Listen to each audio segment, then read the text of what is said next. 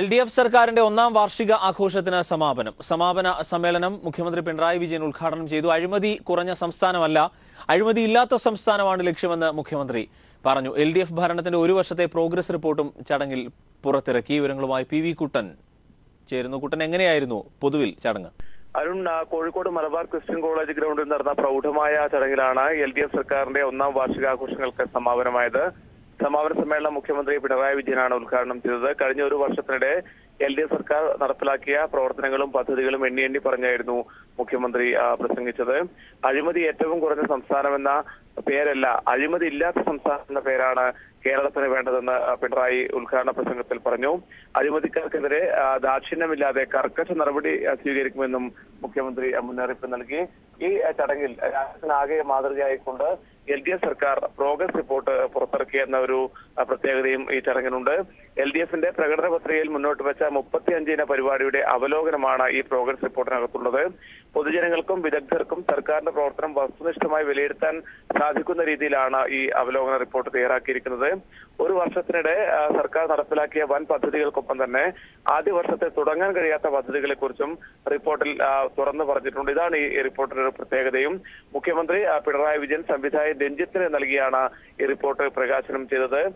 കള്ള ഒപ്പില്ലാത്ത പ്രോഗ്രസ് കാർഡാണ് ഇതെന്ന് സംവിധായകൻ രഞ്ജിത്ത് ഇതിനുശേഷം പറഞ്ഞു. LDF സർക്കാർ അധികാരത്തിൽ വരണം എന്ന് ആഗ്രഹിച്ച ലക്ഷക്കണക്കിന് ആളുകളിൽ ഒരാളാണ് താനെന്നും രഞ്ജിത്ത് പറഞ്ഞു. സർക്കാർ ചെയ്യുന്ന മഹത്തായ കാര്യങ്ങളൊന്നും തന്നെ പുറത്തു കൊണ്ടുവരാൻ ചില മാധ്യമങ്ങൾ തയ്യാറാവുന്നില്ല. മറിച്ച് ചെറിയ പിഴവുകൾ വലിയ സംഭവങ്ങളായി മാധ്യമങ്ങൾ ഉയർത്തിക്കാട്ടുകയാണ് എന്നും രഞ്ജിത്ത് കുറ്റപ്പെടുത്തി. ഏതായാലും ആവേശകരമായ പ്രൗഢമായ ചടങ്ങിലാണ് സമാപന സമ്മേളനം നടന്നത്. മന്ത്രി ചന്ദ്രശേഖരനാണ് ചടങ്ങിൽ അധ്യക്ഷത വഹിച്ചത്. ചടങ്ങിൽ പത്മശ്രീ ഗുരു ചേമഞ്ചേരിയെയും അതുപോലെ തന്നെ പത്മശ്രീ മീനാക്ഷി ഗുരുക്കളെയും ഗായിക ശ്രേയ ജയദേവിനെയും മുഖ്യമന്ത്രി അനുമോദിച്ചു. മന്ത്രിമാരായ TP Ramakrishnan, Kadakampally Surendran, Mathew T Thomas എന്നിവർക്കൊപ്പം ജില്ലയിലെ ജനപ്രതിനിധികളും ഈ ചടങ്ങിൽ പങ്കെടുത്തിരുന്നു. അരുൺ, PV കുട്ടൻ വിവരങ്ങൾ നൽകിയത്. തിരുവനന്തപുരം പാങ്ങപ്പാറയിൽ മണ്ണിടിഞ്ഞു വീണുണ്ടായ അപകടത്തിൽ 4 പേർ മരിച്ചു. മരിച്ചതിൽ 3 പേർ ഇതര സംസ്ഥാന തൊഴിലാളികളും ഒരാൾ മലയാളിയുമാണ്. നിർമ്മാണം നടക്കുന്ന ഫ്ളാറ്റിന് സമീപം സംരക്ഷണ ഭിത്തി നിർമ്മിക്കുന്നതിനിടെയാണ് 40 അടി ഉയരത്തിൽ നിന്ന് മണ്ണിടിഞ്ഞു വീണ അപകടം ഉണ്ടായത്. അതേസമയം സംഭവത്തെക്കുറിച്ച് അന്വേഷിച്ച് റിപ്പോർട്ട് സമർപ്പിക്കാൻ ജില്ലാ കളക്ടർക്ക് മുഖ്യമന്ത്രി നിർദ്ദേശം നൽകി. തിരുവനന്തപുരം പാങ്ങപ്പാറയിൽ ഹെൽത്ത് സെന്ററിന് എതിർവശം നിർമ്മാണം നടക്കുന്ന ഫ്ളാറ്റിന് മുന്നിലായിരുന്നു അപകടം. ഫ്ളാറ്റിന് ചുറ്റുമായുള്ള സംരക്ഷണ ഭിത്തിയുടെ നിർമ്മാണം നടക്കുന്നതിനിടെയാണ് 40 അടി ഉയരത്തിൽ നിന്ന് മണ്ണും കല്ലും ഇടിഞ്ഞു വീണത്. അപകടത്തിൽ ജോലിയിൽ ഏർപ്പെട്ടിരുന്ന 5 തൊഴിലാളികൾ മണ്ണിനടിയിൽപ്പെടുകയായിരുന്നു. उधर हम लोग काम किया 11 आदमी 11 आदमी क्या 8 आदमी ठीक है और 3 आदमी क्या प्रॉब्लम है, 3 आदमी डेड हो गया. ഫ്ളാറ്റ് നിർമ്മാണത്തിൽ ഏർപ്പെട്ടിരുന്ന മറ്റു തൊഴിലാളികൾ വിവരം അറിയിച്ചതിനെ തുടർന്ന് ഫയർഫോഴ്സും പോലീസും സ്ഥലത്തെത്തി രക്ഷാപ്രവർത്തനങ്ങൾക്ക് നേതൃത്വം നൽകി. മണ്ണുമാറ്റി നടത്തിയ തിരച്ചിലിൽ 4 പേരെ മരിച്ച നിലയിൽ കണ്ടെത്തി. ഗുരുതരമായി പരിക്കേറ്റ തിരുവനന്തപുരം സ്വദേശി സുദർശനെ മെഡിക്കൽ കോളേജ് ആശുപത്രിയിൽ പ്രവേശിപ്പിച്ചു. മരിച്ചവരിൽ 3 പേർ ബംഗാൾ സ്വദേശികളും ഒരാൾ തിരുവനന്തപുരം സ്വദേശിയുമാണ്. ഫോജൻ വർമ്മൻ, ഹർനാഥ്, സഫാൻ, മലയാളിയായ ഉണ്ണികൃഷ്ണൻ എന്നിവരാണ് മരിച്ചത്. 1.68 ഏക്കർ സ്ഥലത്ത് കേരള ലാൻഡ് റിഫോംസ് ഹൗസിംഗ് സൊസൈറ്റിയുടെ കീഴിലാണ് ഫ്ളാറ്റ് നിർമ്മാണം നടക്കുന്നത്. 3 പോർഷനുകളിലായാണ് നിർമ്മാണം. എന്നാൽ കുന്നിടിച്ചുള്ള നിർമ്മാണ പ്രവർത്തനത്തിന് അനുമതി ഉണ്ടോ എന്നത് പരിശോധിക്കുമെന്ന് മേയർ BK പ്രശാന്ത് അറിയിച്ചു. ഇതുമായി ബന്ധപ്പെട്ട് പെർമിറ്റോ മറ്റ് സുരക്ഷാ സംവിധാനങ്ങളോ പാലിച്ചോ എന്നുള്ള വിവരം തുടർന്നുള്ള പരിശോധനകൾ മാത്രമേ മനസ്സിലാക്കാൻ വേണ്ടി സാധിക്കൂ. സംഭവസ്ഥലത്ത് ഉന്നത പോലീസ് ഉദ്യോഗസ്ഥരും തഹസിൽദാരും എത്തി വിശദമായി പരിശോധനയും നടത്തി. അപകടാവസ്ഥ കണക്കിലെടുത്ത ഈ വസ്തുവിന്റെ മുകൾ ഭാഗത്ത് താമസിക്കുന്നവരെ മാറ്റി താമസിപ്പിച്ചിരിക്കുകയാണ്. അതേസമയം നിയമങ്ങൾ കാറ്റിൽ പറത്തിയാണ് ഇവിടെ ഫ്ളാറ്റ് നിർമ്മാണം നടക്കുന്നതെന്ന് പരാതിയുമുണ്ട്. സംഭവത്തെക്കുറിച്ച് അന്വേഷിച്ച് റിപ്പോർട്ട് സമർപ്പിക്കാൻ മുഖ്യമന്ത്രി പിണറായി വിജയൻ ജില്ലാ കളക്ടർക്ക് നിർദ്ദേശം നൽകി. അന്യസംസ്ഥാന തൊഴിലാളികളുടെ മൃതദേഹങ്ങൾ നാട്ടിലെത്തിക്കാൻ കളക്ടർ വേണ്ട സംവിധാനം ഒരുക്കണമെന്നും മുഖ്യമന്ത്രി നിർദ്ദേശിച്ചിരിക്കുകയാണ്. News bureau, Thiruvananthapuram. ഇന്ത്യ നിർമ്മിച്ച ഏറ്റവും ഭാരമേറിയ റോക്കറ്റ് GSLV Mark 3 വിജയകരമായി വിക്ഷേപിച്ചു. ശ്രീഹരിക്കോട്ടയിലെ സതീഷ് ധവാൻ സ്പേസ് സെന്ററിൽ നിന്നായിരുന്നു വിക്ഷേപണം. മനുഷ്യനെ ബഹിരാകാശത്ത് എത്തിക്കാനുള്ള ISRO സ്വപ്ന പദ്ധതിയിലെ നിർണായക ചുവടുവയ്പ് കൂടിയാണിത്. GSLV Mark 3യുടെ വിജയത്തിന് പിന്നിൽ പ്രവർത്തിച്ചവരെ രാഷ്ട്രപതിയും പ്രധാനമന്ത്രിയും മുഖ്യമന്ത്രിയും അഭിനന്ദിച്ചു. മനുഷ്യനെ ബഹിരാകാശത്തെത്തിക്കാനുള്ള 25 വർഷം നീണ്ട പരിശ്രമത്തിന്റെ വിജയമുഹൂർത്തമാണിത്. 14 നില കെട്ടിടത്തിന്റെ ഉയരവും 630 ടൺ ഭാരവുമുള്ള റോക്കറ്റിന് 4 ടൺ വരെയുള്ള ഉപഗ്രഹങ്ങളെ ബഹിരാകാശത്തെത്തിക്കാനുള്ള ശേഷിയുമുണ്ട്. പൂർണ്ണമായും തദ്ദേശീയമായി വികസിപ്പിച്ച ക്രയോജനിക് എഞ്ചിനാണ് മാർക്ക് 3യുടെ വിജയത്തിനു കാരണമായത്. ചൈന, റഷ്യ, അമേരിക്ക എന്നീ രാജ്യങ്ങളോടൊപ്പം മനുഷ്യനെ ബഹിരാകാശത്തെത്തിക്കാനാവുന്ന മികവിന്റെ തിളക്കത്തിലേക്കൊരു ചുവടുവയ്പ്പാണ് സതീഷ് ധവാൻ സെന്ററിൽ നടന്നത്. ISRO ചെയർമാൻ കിരൺ കുമാർ ഉൾപ്പെടെ ഇന്ത്യയുടെ പ്രമുഖ ശാസ്ത്രജ്ഞരെല്ലാം മാർക്ക് 3D1 വിക്ഷേപണത്തിന്റെ ഓരോ ഘട്ടവും നിരീക്ഷിച്ചു. 25.5 മണിക്കൂർ നീണ്ട കൗണ്ട് ഡൗണിന് ശേഷമാണ് വിക്ഷേപണം നടന്നത്. ഏറ്റവും ഭാരമേറിയതായതുകൊണ്ട് തന്നെ ഫാറ്റ് ബോയ് എന്ന വിളിപ്പേരാണിതിന് ശാസ്ത്രജ്ഞർ നൽകിയത്. വിജയകരമായ 6 ദൗത്യങ്ങൾക്കു ശേഷമേ മനുഷ്യനെ വഹിക്കുന്ന പേടകത്തെ ബഹിരാകാശത്തെത്തിക്കാനാകൂ എന്ന സ്വപ്ന പദ്ധതിക്ക് അംഗീകാരം കൂടി ഈ ചുവടുവയ്പിലൂടെ നേടിയെടുക്കാം. ആ ചവിട്ടുപടിയിലേക്ക് ഇന്ത്യൻ ശാസ്ത്രജ്ഞർ കാൽവച്ചു കഴിഞ്ഞു. ഇന്ത്യയുടെ ചരിത്ര ദിനമെന്ന് ISRO വിലയിരുത്തി. ഈ സ്വപ്ന പദ്ധതിക്ക് പിന്നിൽ പ്രവർത്തിച്ചവർക്ക് രാജ്യത്തിന്റെ വിവിധ കോണുകളിൽ നിന്ന് അഭിനന്ദന പ്രവാഹം. News desk. പൊതുവിദ്യാലയങ്ങളിലേക്കുള്ള വിദ്യാർത്ഥികളുടെ വരവ് വർദ്ധിച്ചുവെന്ന് മന്ത്രി സി രവീന്ദ്രനാഥ്. അക്കാദമിക് നിലവാരം ഉയർത്താൻ അധ്യാപകർ ശ്രദ്ധിക്കണമെന്നും മന്ത്രി പറഞ്ഞു. ഈ നാട്ടിലെ ജനങ്ങളോട് പറഞ്ഞ് പൊതുവിദ്യാഭ്യാസം സംരക്ഷിക്കണം എന്ന ആശയമാണ് അതിൻ്റെ ഭാഗമായി നടപ്പിലാക്കിയ പൊതുവിദ്യാഭ്യാസ സംരക്ഷണ യജ്ഞം. അങ്ങനെ ഒരു കൊല്ലം പൊതുവിദ്യാലയങ്ങളെ സംരക്ഷിക്കണമെന്ന് പറഞ്ഞതിൻ്റെ ഫലമായിട്ട് പൊതുവിദ്യാലയങ്ങളിലേക്ക് വലിയ ഒഴുക്ക് നടക്കുകയാണ്. അത് കേരളത്തിൽ വലിയൊരു ഉണർവ് ഉണ്ടാക്കിയിട്ടുണ്ട്. അക്കാദമിക് നിലവാരം ഉയർത്തിയാൽ മാത്രമേ വിദ്യാഭ്യാസം മെച്ചപ്പെടുകയുള്ളൂ. കെട്ടിടം വന്നുകൊണ്ട് മാത്രമായില്ല, കമ്പ്യൂട്ടറുകൾ വന്നുകൊണ്ടായില്ല, അക്കാദമിക് നിലവാരം ഉയരണം. ഇതിൻ്റെ ശ്രദ്ധയാണ് ഈ വർഷം വേണ്ടത്. ബാക്കിയൊക്കെയായി എല്ലാ അധ്യാപകരും അതിനുവേണ്ടി പൂർണ്ണമായിട്ടും മനസ്സ് തുറന്ന് ആത്മാർത്ഥമായിട്ട് പ്രവർത്തിക്കണം. ഉന്നതമായ ഒരു അക്കാദമിക് നിലവാരം പൊതുവിദ്യാലയങ്ങളിൽ സൃഷ്ടിക്കാൻ കഴിഞ്ഞാൽ എല്ലാ കുട്ടികളും പൊതുവിദ്യാലയങ്ങളിലേ പഠിക്കൂ. സുപ്രീം കോടതി വിധിയുടെ അടിസ്ഥാനത്തിലാണ് മദ്യശാലകൾ തുറന്നത് എന്ന് എക്സൈസ് മന്ത്രി TP രാമകൃഷ്ണൻ. എക്സൈസ് വകുപ്പും പൊതുമരാമത്ത് വകുപ്പും തമ്മിൽ പ്രശ്നങ്ങളൊന്നുമില്ല. എന്തെങ്കിലും പോരായ്മ ഉണ്ടെങ്കിൽ രേഖകൾ പരിശോധിച്ച് പരിഹരിക്കുമെന്നും അദ്ദേഹം പറഞ്ഞു. PWD പൊതുമരാമത്ത് വകുപ്പും ഞങ്ങളും തമ്മിൽ ഒരഭിപ്രായ ഭിന്നതയില്ല. കോടതി ഡയറക്ഷന് വിധേയമായിട്ടാണ് പറഞ്ഞത്. അതിൽ ഏതെങ്കിലും പ്രശ്നങ്ങൾ ഉയർന്നു വന്നാൽ അത് പരിശോധിച്ചുകൊണ്ടുള്ള നിലപാടെടുക്കും. കോടതിൻ്റെ ഒരു ഉത്തരവിൻ്റെ അടിസ്ഥാനത്തിലാണ് ഒരു നിലപാടെടുത്തത്. ഇനി അതിൽ എന്തെങ്കിലും തിരുത്തൽ വേണമെന്നുണ്ടെങ്കിൽ കോടതിയുടെ മുമ്പ് തന്നെ സമീപിച്ചിട്ട് പറയാൻ പറ്റും. നിയമവിരുദ്ധമായ ഒരു നടപടിയും ഈ കാര്യത്തിൽ ഗവൺമെൻറ് സ്വീകരിക്കുന്നു. വിദേശമദ്യം അനുവദിക്കുന്ന കാര്യത്തിൽ എന്ത് നിലപാട് എന്നുള്ളത് ഗവൺമെൻറ് ചർച്ച ചെയ്ത് തീരുമാനിക്കേണ്ട വിഷയമാണ്. അത് ഈ മാസം തന്നെ തീരുമാനിക്കുകയും ചെയ്യും, പബ്ലിഷ് ചെയ്യുകയും ചെയ്യും. മദ്യവിഷയത്തിൽ ഹൈക്കോടതിക്കെതിരെ ആഞ്ഞടിച്ച് താമരശ്ശേരി രൂപത ബിഷപ്പ് റെമിജിയോസ് ഇഞ്ചനാനിയിൽ പണത്തിനു വേണ്ടി എന്തുമാകാമെന്ന അവസ്ഥയാണുള്ളത് എന്നും നാഷണൽ ഹൈവേ അല്ല എന്ന് പറയുന്നതിൽ ലജ്ജയില്ലേ എന്നും ബിഷപ്പ് കോടതിയോട് ചോദിച്ചു. പണമുണ്ടെങ്കിൽ എന്തും നടക്കുമല്ലോ. ഇവിടെ ഇത്രയും കാൾ കേന്ദ്രത്തിൽ നിന്ന് പണം വാങ്ങിക്കൊണ്ട് സംരക്ഷിച്ച് ഈ നാഷണൽ ഹൈവേ അല്ല എന്ന് പറയുവാനുള്ള ലജ്ജ നമ്മുടെ ഇവിടുത്തെ ഹൈക്കോടതി ഉദ്യോഗസ്ഥർക്ക്. ഒരു നീതി കിട്ടുമെന്ന് കരുതിയിട്ട് നമുക്ക് അവസാനത്തെ കച്ചിത്തുരുമ്പായി കോടതികൾ നിൽക്കുമ്പോൾ ആ കോടതികൾ തന്നെ തനി നിറം പുറത്തു കൊണ്ടുവരുന്നത് നാം ഈ അടുത്ത ദിവസങ്ങളിൽ കണ്ടു. ഇതൊന്നും ഹൈവേ അല്ല. എന്തിനു വേണ്ടിയെന്ന് നമുക്ക് മനസ്സിലാക്കേണ്ടത് പണം. കേരളത്തിലെ ക്രൈസ്തവ സഭ മതമേലധ്യക്ഷന്മാർ അമിത്ഷായുമായുള്ള കൂടിക്കാഴ്ച ഒഴിവാക്കേണ്ടതായിരുന്നുവെന്ന് ജലവിഭവ വകുപ്പ് മന്ത്രി മാത്യു ടി തോമസ്.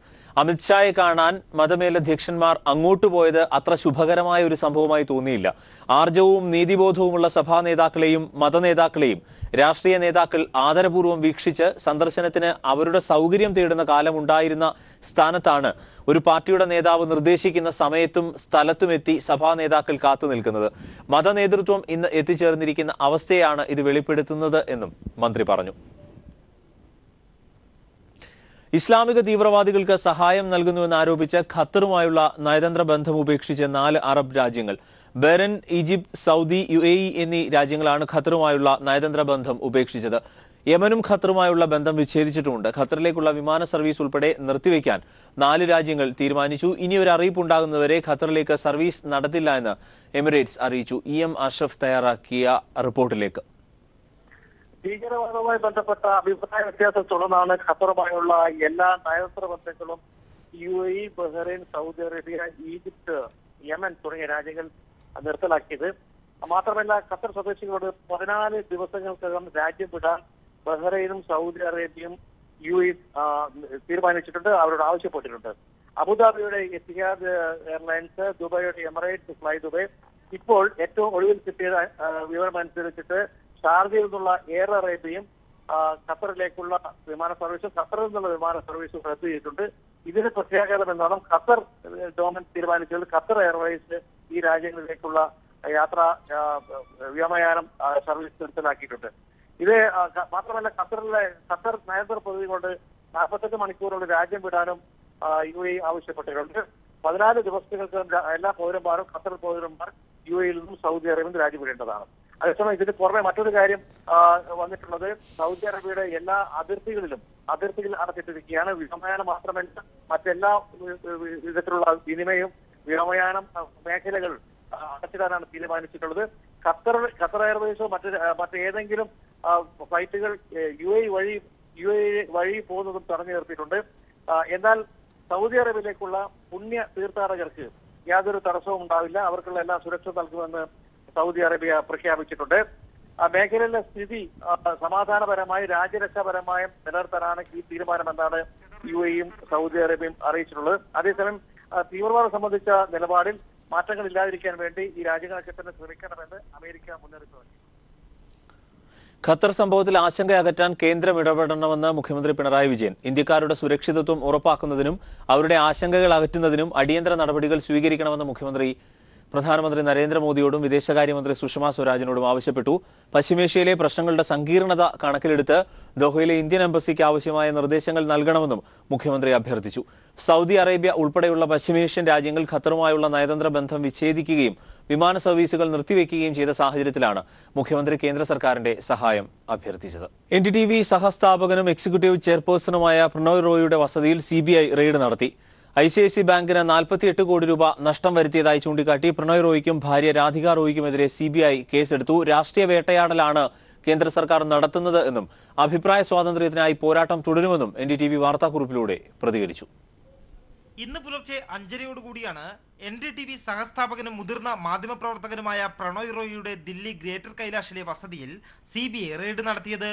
ICICI ബാങ്കിൽ നിന്നും 396 കോടി രൂപ വായ്പയെടുത്ത് തിരിച്ചടവിൽ തിരിമറി കാട്ടി ബാങ്കിന് 48 കോടി രൂപ നഷ്ടമുണ്ടാക്കിയെന്നതാണ് റെയ്ഡിനാസ്പദമായ കേസ്. പ്രണോയ് റോയ്, ഭാര്യ രാധിക റോയ്, ബാങ്ക് ഉദ്യോഗസ്ഥർ എന്നിവർക്കെതിരെയാണ് CBI കേസ് രജിസ്റ്റർ ചെയ്തത്. കേസുമായി ബന്ധപ്പെട്ട് ദില്ലിയിലും ഡെറാഡൂണിലുമായി 4 ഇടങ്ങളിലാണ് ഒരേ സമയം റെയ്ഡ് നടന്നത്. വിദേശ വിനിമയ ചട്ടം ലംഘിച്ച് 2030 കോടി രൂപയുടെ കൈമാറ്റം നടത്തിയെന്നാരോപിച്ച് 2015 എൻഫോഴ്സ്മെന്റ് ഡയറക്ടറേറ്റ് NDTVക്ക് നോട്ടീസ് നൽകിയിരുന്നു. JNU, ജമ്മു കാശ്മീർ വിഷയങ്ങളിൽ NDTV സ്വീകരിച്ച നിലപാടുകൾ കേന്ദ്ര സർക്കാരിനെ പ്രതിരോധത്തിലാക്കിയിരുന്നു. JNUവിലെ വിദ്യാർത്ഥികൾക്ക് അനുകൂല നിലപാട് സ്വീകരിച്ചതിന് പിന്നാലെ ഒരു ദിവസത്തേക്ക് NDTVയുടെ ഹിന്ദി വാർത്താ ചാനലിന് നിരോധനം ഏർപ്പെടുത്തിയതും വിവാദമായിരുന്നു. വിവാദത്തെ തുടർന്ന് നിരോധനം പിൻവലിച്ചു. കഴിഞ്ഞ ദിവസം NDTVയിലെ ചർച്ചയിൽ നിന്നും BJP ദേശീയ വക്താവ് സംബിത് പത്രയെ ഇറക്കിവിട്ടിരുന്നു. 3 ദിവസങ്ങൾക്ക് ശേഷമാണ് പ്രണോയ് റോയിയുടെ വീട്ടിൽ റെയ്ഡ് നടന്നതെന്നും ശ്രദ്ധേയമാണ്. കേസ് നിലനിൽക്കാത്തതാണെന്നും രാഷ്ട്രീയ വേട്ടയാടലാണ് കേന്ദ്ര സർക്കാർ നടത്തുന്നതെന്നും NDTV വാർത്താക്കുറിപ്പിലൂടെ പ്രതികരിച്ചു. അഭിപ്രായ സ്വാതന്ത്ര്യത്തിനായി പോരാട്ടം തുടരുമെന്നും NDTV വ്യക്തമാക്കി. കേന്ദ്ര സർക്കാരിനെതിരെ നിലപാട് സ്വീകരിക്കുന്നവരെ ദേശീയ അന്വേഷണ ഏജൻസികളെ ഉപയോഗിച്ച് ഭീഷണിപ്പെടുത്തുന്നു എന്നുള്ള ആരോപണം ശക്തമാണ്. അതേസമയം തന്നെ അഭിപ്രായ സ്വാതന്ത്ര്യം അടിയറ വയ്ക്കില്ലെന്നും നിലവിലെ നിലപാടുകളുമായി മുന്നോട്ടു പോകുമെന്നും NDTVയും പ്രഖ്യാപിച്ചു കഴിഞ്ഞു. ദില്ലിയിലെ ഗ്രേറ്റർ കൈലാഷിലുള്ള പ്രണോയ് റോയിയുടെ വസതിക്ക് മുന്നിൽ നിന്നും ക്യാമറാമാൻ രാജീവ് കണ്ണാടിക്കൊപ്പം M സന്തോഷ്. ലോക പരിസ്ഥിതി ദിനം ഹരിതാഭമാക്കി സംസ്ഥാന സർക്കാർ. LDF സർക്കാർ രൂപീകരിച്ച ഹരിത കേരളം മിഷന്റെ നേതൃത്വത്തിൽ 1 കോടി വൃക്ഷത്തൈകളാണ് നട്ടത്. മരം നട്ടാൽ മാത്രം പോരാ, അവ പരിപാലിക്കുക കൂടി വേണമെന്ന് മുഖ്യമന്ത്രി പിണറായി വിജയൻ പറഞ്ഞു. പരിപാടിയുടെ സംസ്ഥാനതല ഉദ്ഘാടനം തിരുവനന്തപുരത്ത് ഗവർണർ നിർവഹിച്ചു. സർക്കാരിനൊപ്പം ചലച്ചിത്ര സാംസ്കാരിക രംഗത്തെ പ്രമുഖരും വിവിധ സംഘടനകളും ഒത്തുചേർന്നു. ഹരിത കേരളം മിഷന്റെ ആഭിമുഖ്യത്തിലാണ് സംസ്ഥാന സർക്കാർ പരിസ്ഥിതി ദിന പരിപാടികൾ സംഘടിപ്പിച്ചത്. വനം, പരിസ്ഥിതി, കൃഷി വകുപ്പുകൾ ചേർന്ന് സംസ്ഥാനമെമ്പാടും 1 കോടി വൃക്ഷത്തൈകൾ നട്ടു. സർക്കാരിനൊപ്പം വിദ്യാലയങ്ങളും തദ്ദേശ സ്വയംഭരണ സ്ഥാപനങ്ങളും കുടുംബശ്രീയും പരിസ്ഥിതി സന്നദ്ധ സംഘടനകളും ചലച്ചിത്ര സാംസ്കാരിക രംഗത്തെ പ്രമുഖരും പങ്കാളികളായി. പ്രകൃതിയുമായി ഒത്തുചേരാൻ ഒന്നിക്കൂ എന്നതാണ് ഈ വർഷത്തെ പരിസ്ഥിതി ദിന സന്ദേശം. രാജ്യത്തിന്റെ പ്രകൃതി വിഭവങ്ങൾ നശിപ്പിച്ച് മുന്നോട്ട് പോകരുതെന്ന് തിരുവനന്തപുരത്ത് സംസ്ഥാനതല പരിസ്ഥിതി ദിനം ഉദ്ഘാടനം ചെയ്ത ഗവർണർ P. സദാശിവം പറഞ്ഞു. മരം നട്ടാൽ മാത്രം പോരാ, അവ പരിപാലിക്കുക കൂടി വേണമെന്ന് മുഖ്യമന്ത്രി പിണറായി വിജയൻ കണ്ണൂരിൽ പറഞ്ഞു. കുട്ടികളാകുമ്പോഴുള്ള ഒരു പ്രത്യേകത ഇത്തരം പ്രകൃതിയിലുള്ള ഈ ചെടികളോ അതുപോലുള്ള കാര്യങ്ങളോ സംരക്ഷിക്കാൻ നിലവരുമ്പോൾ അത് മറ്റൊരു തരത്തിൽ അവരുടെ മനസ്സിൽ പ്രതിഫലനമുണ്ടാകും. അതിൻ്റെ ഭാഗമായി സഹജീവികളോടുള്ള സ്നേഹം വലിയ തോതിൽ ഉയർന്നു വരും. തുമ്പ സെന്റ് സേവിയേഴ്സ് കോളേജിൽ മോഹൻലാൽ ആൽമരം നട്ട് പരിസ്ഥിതി ദിനത്തിൽ സർക്കാരിനൊപ്പം പങ്കാളിയായി. ഇടക്കൊച്ചിയിൽ എം സ്വരാജ് എം.എൽ.എയും നിവിൻ പോളിയും ചേർന്ന് വൃക്ഷത്തൈ നട്ടു. കൊല്ലത്ത് മന്ത്രി ജെ മേഴ്സിക്കുട്ടിയമ്മയും, ആലപ്പുഴയിൽ ജി സുധാകരനും, കുമളിയിൽ എം എം മണിയും, തൃശൂരിൽ വി എസ് സുനിൽകുമാറും, കോട്ടയത്ത് സുരേഷ് കുറുപ്പ് എം.എൽ.എയും പരിസ്ഥിതി ദിനാചരണം ഉദ്ഘാടനം ചെയ്തു. വിദ്യാഭ്യാസ വകുപ്പിന്റെ മഴക്കൊയ്ത്തുത്സവം കോഴിക്കോട് മെഡിക്കൽ കോളേജ് ക്യാമ്പസിൽ മന്ത്രി സി രവീന്ദ്രനാഥ് ഉദ്ഘാടനം ചെയ്തു. പാലക്കാട് വിക്ടോറിയ കോളേജിൽ ഭാരതപ്പുഴ ദിനം എന്ന പേരിൽ SFI സംഘടിപ്പിച്ച പരിസ്ഥിതി ദിനാചരണം മന്ത്രി AK ബാലൻ ഉദ്ഘാടനം ചെയ്തു. ഖസാക്കിന്റെ ഇതിഹാസ ഭൂമിയായ തസ്രാക്കിൽ DYFI കരിമ്പനകൾ നട്ടു. TKA നായർ പേയാട് ശാന്തിനികേതൻ സ്കൂളിൽ മരം നട്ടു. കൈരളി TV മീഡിയ ക്ലബ്ബ് പരിപാലിക്കുന്ന ജൈവ പച്ചക്കറിത്തോട്ടത്തിൽ D സുനിൽ, ബൈജു എന്നിവരുടെ നേതൃത്വത്തിലാണ് പരിസ്ഥിതിക്കൊപ്പം ചേർന്നത്. സീനിയർ ഫിനാൻസ് ഡയറക്ടർ M വെങ്കട്ടരാമനും കമ്പനി സെക്രട്ടറി KP സുകുമാരൻ നായരും വകുപ്പ് മേധാവികളും ചേർന്ന് വൃക്ഷത്തൈകൾ നട്ടു. News bureau, Thiruvananthapuram. പുണ്യമാസമായ റമദാന്റെ ആദ്യ 10 നാൾ ഇന്ന് പിന്നിടും. പ്രഭാതം മുതൽ പ്രദോഷം വരെ അന്നപാനീയങ്ങൾ ഒഴിവാക്കി പ്രപഞ്ചനാഥന്റെ കരുണ കാത്ത് പാപമോചനത്തിനുള്ള പ്രാർത്ഥനയാണ് വിശ്വാസ മനസ്സുകളിൽ നിന്ന് ഉയരുക. സർവശക്തനായ ദൈവത്തിന്റെ കരുണ തേടിയ ആത്മവിശ്വാസത്തിൽ വിശ്വാസികൾ വിശുദ്ധ റമദാന്റെ ആദ്യ 10 പിന്നിടും. ലൗകിക ജീവിതത്തിന്റെ സർവ്വതൃഷ്ണകളെയും അടക്കി പ്രഭാതം മുതൽ പ്രദോഷം വരെ അന്നപാനീയങ്ങൾ ഒഴിവാക്കി പ്രപഞ്ചനാഥന്റെ കരുണയുടെ കവാടങ്ങൾ മലർക്കെ തുറന്നു കിട്ടിയ ആനന്ദത്തിലാണ് ഇന്ന് വിശ്വാസികൾ. 30 നോമ്പുകളെ 3 പാദങ്ങളായി തിരിച്ചാണ് വിശ്വാസികൾ നോമ്പിനെ കരുതി ഉറപ്പിക്കുന്നത്. ആദ്യ 10 ദൈവത്തിന്റെ കരുണയെ തേടലാണ് വിശ്വാസികൾ നടത്തുന്നത്.